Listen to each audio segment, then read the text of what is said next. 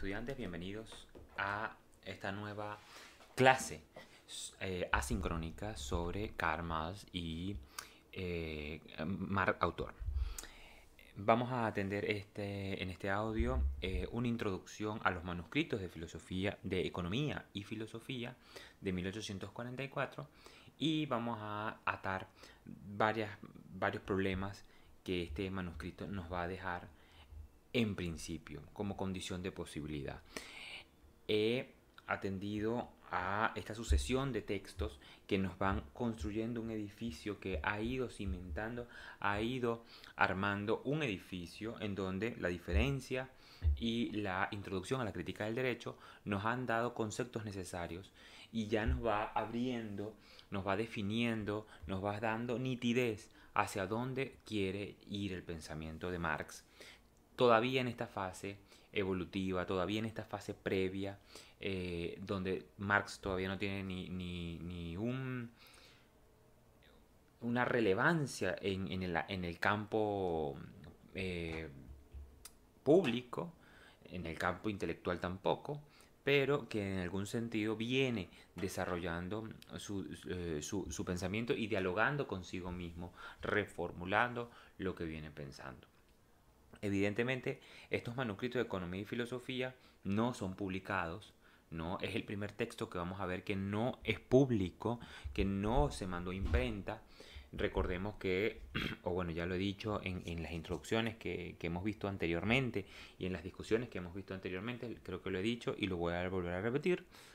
Marx es muy necio, es absolutamente controlador, compulsivo para publicar, a tal punto de que trabajos completos, pasará con el caso de los Grundrisi, que los Grundrisi son un texto previo al Capital, podríamos decir un protocapital, donde hay muchísimos conceptos, donde hay una nitidez en la exposición y en la explicación de los conceptos, sobre todo en el primer tomo del Capital, se parecen mucho, y Marx decide desecharlo, dice esto no sirve, esto no podemos publicarlo, esto está, es muy mal preparado.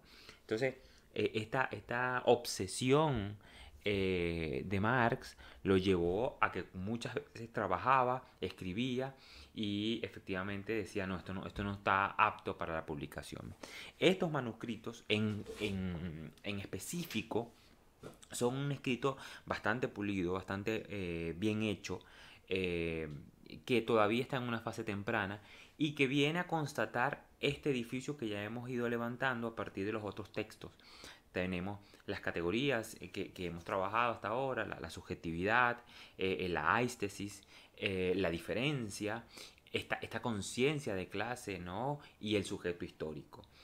Más aún a esta idea se le va a añadir entonces, ahora sí, de manera abierta, la economía. ¿Por qué?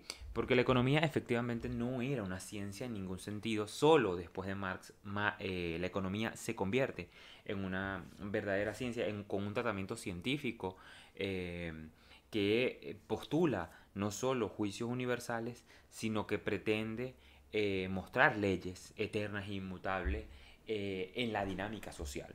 Entonces, evidentemente, la economía no había tomado su rango científico y los escritos que habían, evidentemente hay tres economistas en el mundo que no se pueden llamar economistas a sí mismos tampoco, que son Adam Smith, Ricardo y un francés que, bueno, no vale la pena hablar de los franceses, así que por favor no me pidan el nombre. En todo caso, lo fundamental acá, que es muy importante, es que Marx se toma en serio estos problemas y estos manuscritos son un diálogo con él mismo, una forma de exponer, de escribir, de ensayar lo que él piensa. Evidentemente esto también será reformulado, estas ideas las tomará luego y las escribirá en columnas de periódico y algunas cosas va como a tratar de rehusar, ¿no? Casi como una especie de refrito para usar, evidentemente en un refrito porque no había publicado, pero efectivamente no se publican en vida, no tienen una discusión ni un desarrollo, ni una exposición pública y se descubren post guerra mundial, ¿no? O sea, estamos hablando de que creo que se están publicando en 1830, o sea, estamos hablando que ha pasado muchísimas cosas hasta esa época, ¿no? Casi 100 años después es que biógrafos atienden a este texto. Eso va a pasar también con la ideología alemana, que es uno de los textos que también se leen muchísimo, que tienen muchísima carga de lectura, de discusión, pero que no fueron publicados tampoco en vida de Marx y evidentemente tienen una connotación política e ideológica el rescatar estos textos. El rescate de los manuscritos trata básicamente por dos materias muy importantes.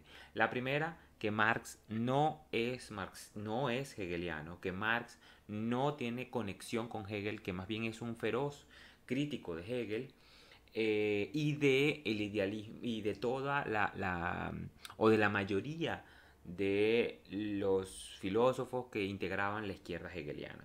Entonces, evidentemente, esto ideológicamente es muy sustancial. Esto para leer en coordenadas distintas a Hegel, distintas a algún tipo de filosofía que sistemática, evidentemente es muy bueno tomar de aquí. De aquí aparece el supuesto humanismo de Marx, de aquí aparece el supuesto, la supuesta polémica de contra Hegel, aquí aparece la supuesta discusión, la supuesta inversión de la dialéctica de Marx. Esto lo vamos a explicar y lo vamos a desarrollar largo y tendido porque además es asunto de nuestro curso. Y aquí aparece una ruptura supuestamente, ¿no? Por esto es que se lee estos manuscritos, por eso muchos de los marxistas trataron de no solo lavarle la cara a todo lo marxoide, diciendo que lo marxoide de alguna manera pretendía este fin, ¿no? Evidentemente si se habla del trabajo, si se habla del salario, si se habla de esta denuncia tan evidente que además esto es llover sobre mojado evidentemente, o sea, en la época ya había no solo obras literarias, no solo obras de teatro, no solo el periódico hasta reventar sobre la miseria que vivía el proletariado. Otra vez ya hemos visto y sabemos el contexto del siglo XIX, sabemos esta época tan convulsa en la mayoría de las metrópolis de Europa, en donde efectivamente los campesinos ya no podían vivir del campo y se tuvieron que trasladar a la industria. No había manera de competir. Porque además este es el punto, es que no es porque le salió del forro a los campesinos salir, es que ya no había competencia alguna entre producir artesanalmente y producir industrialmente. Y en esa medida solo había manera de sostener la vida migrando, saliendo, casi que obligados a salir del lugar natural, de los lugares donde procedía la mayoría de la población, a concentrarse en la marginalidad de las grandes ciudades. Y evidentemente entonces esto no es, esto es una gota más, esto es una raya más para el tigre, porque este tema ya se había discutido muchísimo, largo y tendido. En Marx hay mucha de esta carga, sobre todo porque si lo pensamos desde el ámbito que viene rescatando, que viene pidiendo y que viene exigiendo, que es el punto de vista epicureo, esta aistesis en donde se premia, donde se enfatiza, donde se acredita a la intuición, a la percepción y efectivamente el cómo psicológicamente el proletariado padece, cómo se ve el trabajo, cómo se comprende el salario desde el punto de vista del trabajador. Y esta nueva manera de comprender las cosas, que es un enfoque que efectivamente no va a tener ni Smith, ni Ricardo, ni los franceses, ni ninguno que esté especulando sobre estos temas, ya dicho sea de paso, esto vamos a hablarlo más adelante también, que la sociedad ha cambiado evidentemente, ya lo hemos dicho, pero ahora hay unas categorías que hay que comprender, hay que inventar, hay que acuñar, porque efectivamente la realidad empieza a desbordarse más allá de los cánones o los criterios que teníamos tradicionales. Entonces ya no se puede pensar la vida simplemente como sociedad civil o como división del trabajo. Hay una tecnificación y hay un desarrollo que hay que comprender, porque si no, como ya hemos visto, se pierde por completo esta idea de superar la filosofía, es realizar la filosofía. En buena medida, si no hay filosofía, no hay teoría de la realidad, no hay crítica de la realidad. Entonces, más allá de estas discusiones que ya he dicho, estos manuscritos tienen un contenido, como he dicho, fundamental porque rompen con la estructura, con los cánones. Empieza a mostrarse ya un karma un poco más maduro y a tomarse en serio estos problemas que son de la época. Es como que si hoy habláramos de robótica, como si hoy habláramos de identidad, como si hoy habláramos de inteligencia artificial. O sea, estos temas que efectivamente brotan de la realidad, que empiezan a mostrarse en la realidad y que si no los concebimos con el pensamiento, si no tienen no están dentro de la red cogitans, diría Descartes, entonces no tienen una realidad, no tienen un orden ni conexión, por más que se desarrollen mil cosas a partir de esto. Ya veremos por qué toda crítica toda teoría es una crítica de la realidad y cómo la realidad empieza a concebirse desde la conciencia. Pero que esto es tema de más adelante del curso, y creo que esto es un punto culminante con la obra del Capital, que Marx va a terminar de exponer esta idea que he dicho. Pero quedémonos y dejemos de divagar y dejemos de irnos por las ramas. Otra vez manuscrito. Entonces, manuscritos de filosofía y economía, un escrito que hay que llevar con muchísima seriedad, con muchísimo cautela, precisamente porque hay mucho juego sucio. Mucho juego sucio, primero, en este supuesto amor de Feuerbach, de Marx a Feuerbach, evidentemente, la baba todavía está impregnada en las páginas, sobre todas estas flores que le lanza Marx a Feuerbach. No sabemos si con un intento de oportunismo tratar de acercarse al autor, si creer que por ahí era el camino legítimamente, si académicamente Marx cree esto, pero definitivamente esta influencia de Feuerbach luego va a ser desplazada abiertamente, porque efectivamente todavía tiene un punto limitante en esta primera época, en estas primeras unidades si podríamos decir, del sistema marxista, del sistema que crea Marx. Entonces, tener cuidado con esto, cautela, porque no es tan fácil, no es tan sencillo separar una cosa de la otra. Y algo muy importante, hablar de lo que es economía política.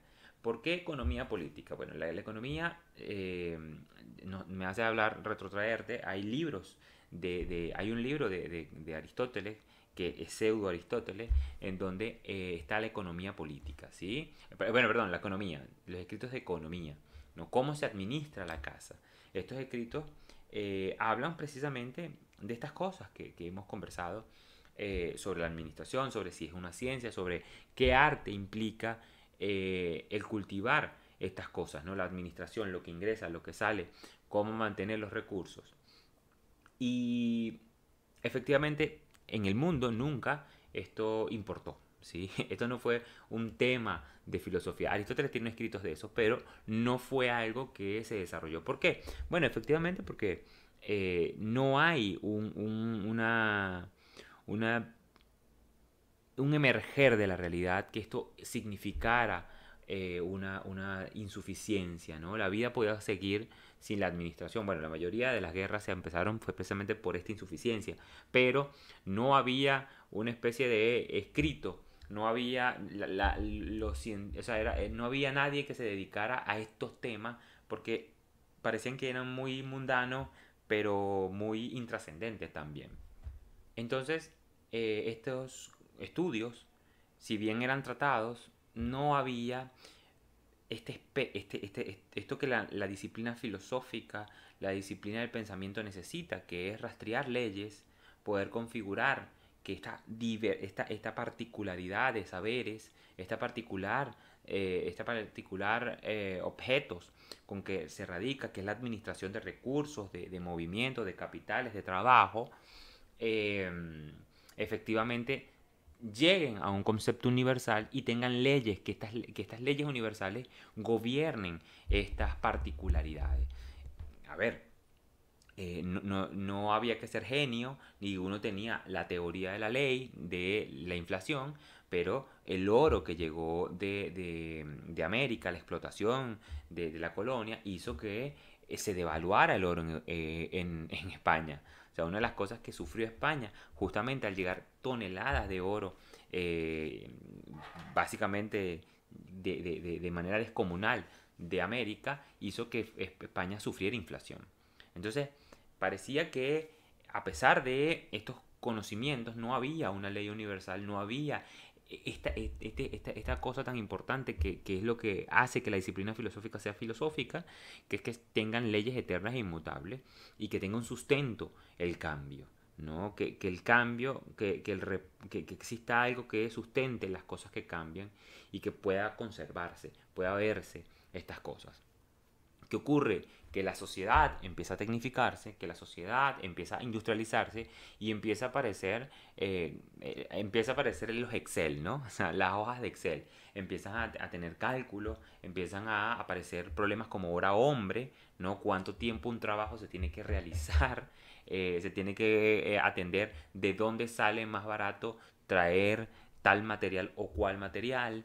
Y a pesar de que esto ya ocurría, o sea, de por sí el comercio es justamente lo que abre el camino no solo a los exploradores, a conocer nuevo mundo, sino precisamente a conversar, a discutir, aparece esto que es que la eficiencia, la productividad empieza a ser un problema para esta nueva forma de producir. Evidentemente para Marx no veía todavía que era la propiedad lo que sostenía a este tipo de propiedad, era lo que emergía, el sustrato de todas estas preguntas que he hecho anteriormente, evidentemente era la propiedad. Todavía Marx considera que estamos en un problema previo a esto, ¿sí? O sea, realmente críticamente lo hará en el manifiesto comunista, donde se da cuenta que efectivamente el problema es la propiedad, que ha cambiado su configuración, que ha sido una síntesis de todas las formas de propiedad antiguas, y precisamente por eso hay esta modificación. Marx todavía no ha llegado al fondo de la situación y todavía se plantea la discusión desde un lugar previo, ¿no? Desde un lugar más superficial, no tan hondo.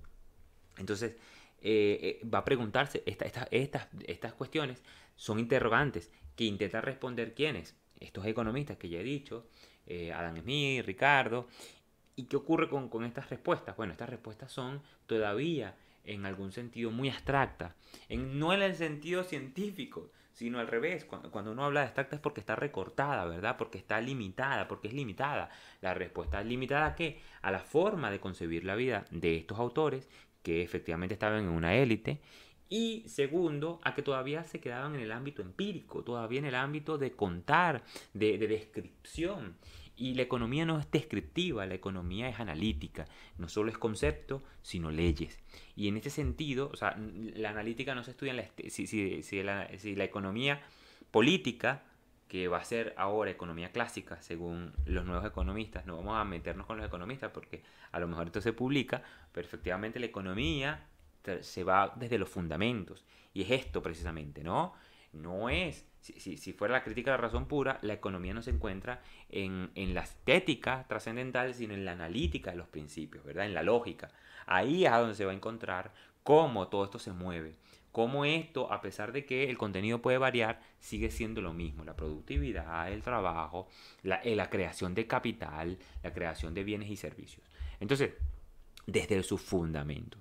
Entonces, efectivamente, esta tendencia alemana, Marx lo dirá abiertamente en La miseria de la filosofía, ¿no? Yo como, en mi calidad de alemán, cuando dice en mi calidad de alemán es que hace filosofía, metafísica. Solo con esta disposición del alma de hacer metafísica es que Marx empieza a sacar a la economía de ese lugar epistemológicamente tan bajo, tan inferior, que es la descripción, que es este manipular números, ¿no? Esto que muy bien cualquier charlatán puede hacer, ¿no? A ver, y no hay que ir muy lejos, ¿no?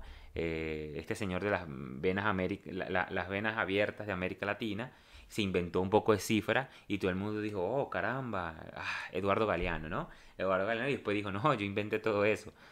No importa, lo importante es que la resistencia americana. Pero fíjense que esta charlatanería que todavía es un intento por por exponer con números y cifras, pero que el problema no son los números y las cifras, sino en la esencia, la analítica de los conceptos y los principios. Entonces, todavía Marx no ha llegado a ese punto lo va a lograr precisamente cuando da cuenta del sustento de esto, y eso va a ser el manifiesto comunista, y en el Capital, en gran parte en el Capital se dará cuenta de que el problema va por otra parte. Sin embargo, este primer ensayo, y digo ensayo no porque es un ensayo la estructura del libro, sino este ensayo, es decir, este diálogo que tiene Marx consigo mismo, le va a resultar poder discutir varias cosas que necesita discutir desde estos puntos que ya hemos recogido. Conciencia, singularidad, eh, intuición, percepción, subjetividad y sobre todo algo muy importante, comprenderse a sí mismo dentro de un todo que sigue emergiendo, dentro de un todo que es novedad pura, ¿no? La industrialización es una de las primeras revoluciones latentes y firmes que vive la humanidad. Entonces, voy a tratar de ser lo más breve posible. En el texto se van a encontrar entonces con tres temas fundamentales que son esenciales para la comprensión de esta nueva forma de producción, que es capitalismo, que efectivamente en esta época todavía el término no estaba, no era todavía de uso vulgar, ¿no? Todavía no se había acuñado el término capitalismo. Entonces Marx todavía está balbuceando lo que constituirá esa categoría que luego también en Marx se va a profundizar y va a ser trascendental, que es el salario, la renta de la tierra y la propiedad privada. Estas tres formas, que además es el programa de la ilustración. El programa de la ilustración, evidentemente no el salario, pero sí la subjetividad y la forma en cómo la autonomía permite legitimar y construir el Estado. Entonces, a partir de estos tres conceptos, esto es lo que vamos a encontrar en el primer manuscrito, se va a sostener la conclusión final, la conclusión de estos tres manuscritos, que es la unión de estas tres primeras premisas, y esto va a desembocar en el concepto más relevante que tiene el manuscrito, que por eso es que lo estudiamos nosotros, que aparece a partir de toda esta discusión que ya llevamos. Esto va a desembocar efectivamente en el concepto de enajenación.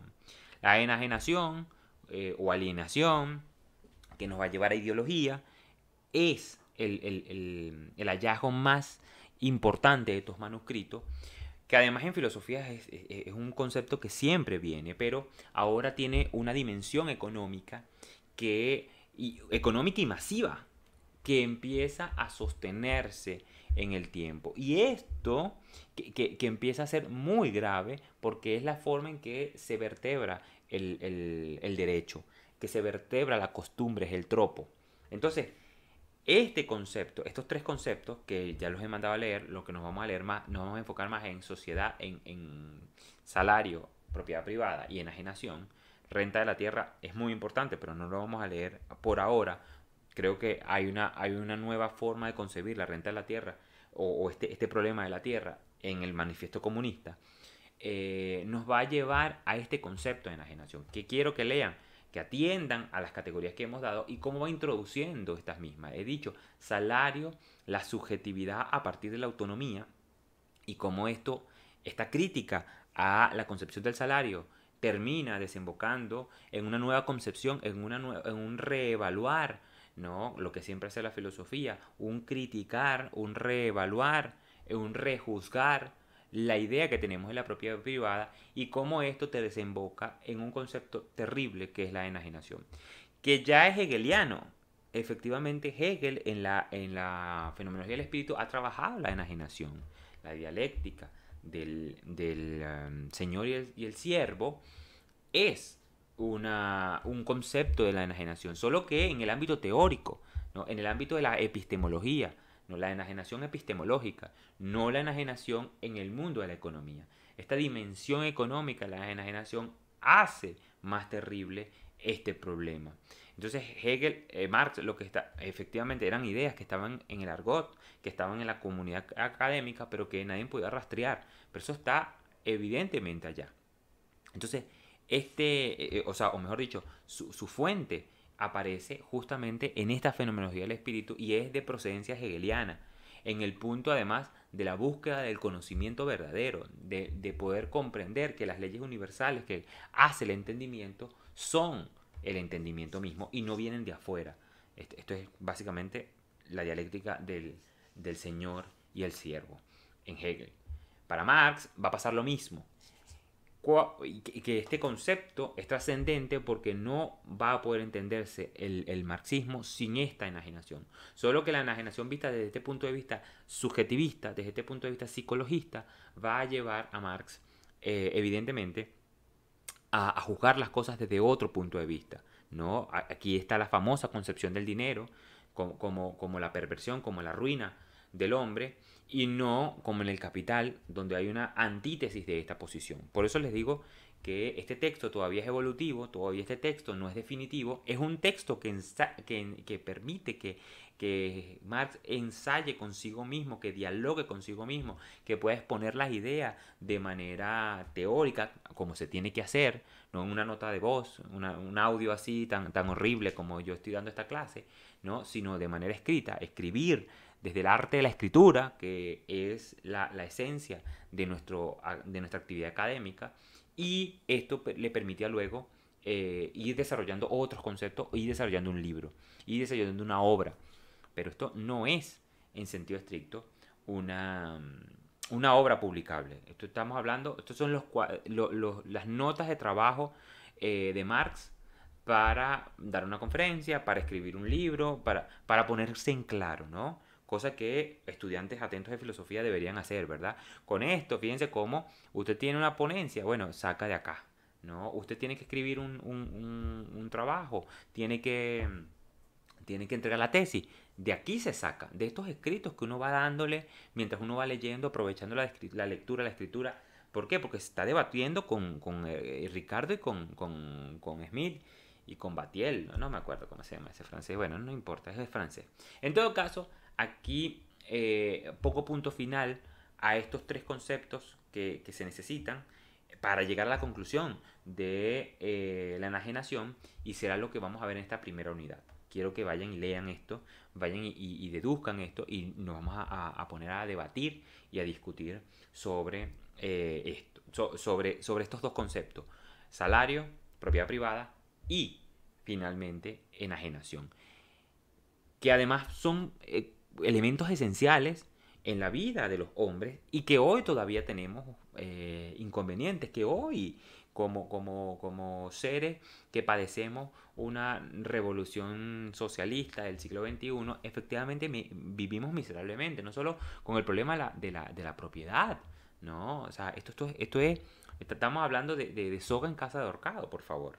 O sea, cómo se consigue propiedad, cómo accedemos a la propiedad. ¿Quién puede comprar una casa hoy? ¿Quién puede comprar un vehículo? ¿Quién puede gozar de estos bienes? ¿Qué clase, no política, qué sujeto histórico puede mover la historia, mover los acontecimientos, introducir novedad para cambiar las reglas del juego? Pues evidentemente en Venezuela ninguno de nosotros como trabajadores. ¿Pero qué es el salario? ¿Quién vive de salario? En el sentido, quizás uno vive de algún tipo, o sea, el salario se convirtió en una renta miserable, que quien le trabaja al Estado, pues bueno, morirá insultado cada 15 y cada 30, pero cada quien trabaja a destajo, de manera informal, para ver cómo se consigue algún tipo de divisa y con eso medio vivir. Bueno, esto es clave porque esto es la disminución de la humanidad, la disminución del hombre, que se convierte, deja de ser hombre, deja de ser sujeto autónomo, deja de ser sujeto moral para convertirse en un medio para que el trabajo se realice. ¿Qué ve el que pone a trabajar a alguien? Bueno, un medio para que el trabajo culmine. ¿No? ¿Qué quiero? No veo un carpintero cuando está viendo cuando contrato al carpintero para que arregle la puerta. Veo la puerta terminada. Entonces el carpintero apenas es un material más, un elemento más que necesita la puerta para establecerse. borra por completo. Por eso aquí hay una especie de humanismo, o mejor dicho, bueno, una especie no, hay una disposición humanística de Marx a tratar de darle vuelta precisamente por este punto de aistesis, por esta influencia epicúrea de Marx. Pero va a ser reevaluada en el tiempo. Poniendo punto y final a esto, vamos a tomarnos en serio por un segundo la idea de dialéctica. Aunque yo creo que vamos a tener que hacer otro audio para hablar de dialéctica solamente, ¿no? Porque hay que ajustar cuentas, no solo con qué demonios es la dialéctica, sino la dialéctica hegeliana o la dialéctica que puede escribir, lo que puede postular Hegel como dialéctica y por qué Marx critica esta dialéctica, ¿no? ¿Por qué se hizo tan famosa? Siendo una de las... o sea, Hegel podrá, de los conceptos que Hegel, si tuviéramos un lexicón hegeliano, yo creo que la palabra dialéctica aparecería en toda la obra de Hegel como 7 veces. Pero es increíble que 7 veces las escribió Hegel en sus obras y todos los hegelianos, que también aquí hay un problema, ¿no? Aquí tendríamos que decirle eh, si es marxoide, hegelioides, ¿no? Los hegelioides se parecen a Hegel, huelen a Hegel, sí, se sienten como Hegel, pero no son Hegel, no proceden de la filosofía de Hegel.